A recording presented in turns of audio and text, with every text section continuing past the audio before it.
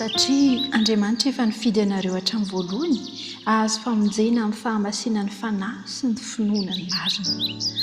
Tesaloniana 2:2-7. Nifidy antsika tamin'ny fomba manokan'Andriamanitra. Tadiofo eo amin'ny fiainantsika dia olona nofidian'Andriamanitra manokana ianao, ny ankonanao, mba hanompa an'Andriamanitra, hiaraka amin'Andriamanitra. Voalaza amin'ny soratra masina fa Andriamanitra efa nifidy antsika hatramin'ny voalohany mba hazontsika famonjena amin'ny fanamasinana ny fanahy sy ny finoana marina. Ny fanamasinana dia asa mandritry ny fiainana iray manontolo. Mitaky ady tsy tapaka amin'ny izao. Izany hoe mila manana ny fanetretena isika mba hazontsika izany fanamasinana izany. Ary ady tsy tapaka ihany koa amin'ny fakapanahy toy ny nataon'i Paoly hoe maty isan'andro aho, maty isan'andro ny amin'ny izao ka mamela an Jesosy Kristy hiasa. Tadio fa ny tsy fanetretena, ny fizazahoana dia sakana lehibe anankiray tsy hirosoantsika amin'ny fahombiazana ara-panahy. Fa tena ilaintsika ny fileferana sy ny fanantonana tanteraka amin'i Jesosy Kristy. Ny fanamasinana sy ny finoana dia siansa ara-panahy lalina sy ambony izay mitaky fanabeazana ny fontsika sy fanorenana fahazarana ara-panahy. Tsy misy olona na dia mpanota osa na lavo aza azo heverina hoe tsy misy lanjany amin'i Jesosy Kristy, fa manama izy avokoa ny olona tsiraray avy ary nandatsahan'i Jesosy Kristy ny rany. Tsy ny fahatsarantsika na famendrehantsika no manome vidiny antsika, fa ao amin'i Jesosy Kristy, i Kristy no manome lanja sy vidy antsika. Ary izy mihitsy no niantso antsika, nifidy antsika tamin'ny fomba manokana.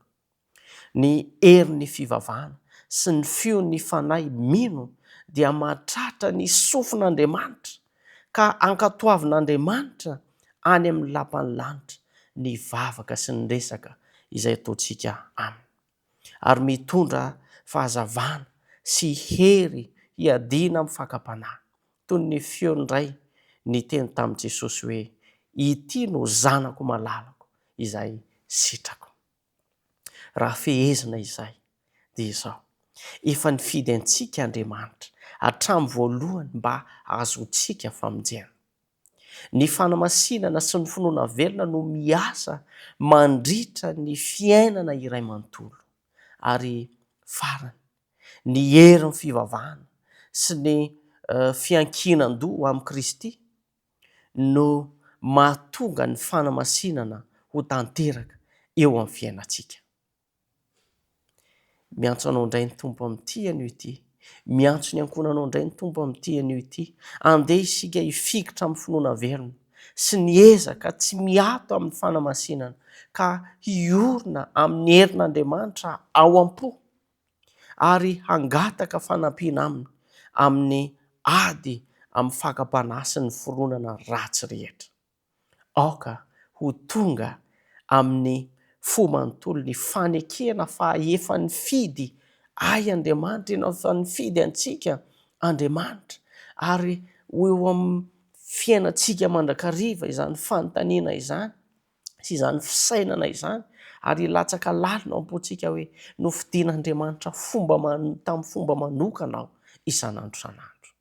Isaorantsika Andriamanitra ny amin'ny fidianany antsika tsiraray avy, ary ho tanteraka amiko sy aminao ary amin'ny ankonanao anie izany teny izany sy ny lesona rehetra tamin'ity anio ity. Mirary tontolo andro mahafinaritra ho antsika tsiraray avy, andesika hivavaka. Tompo, misaotra anao noho ny teny fikasanao, noho ny teninao izay mampahery anay ary mananatra anay.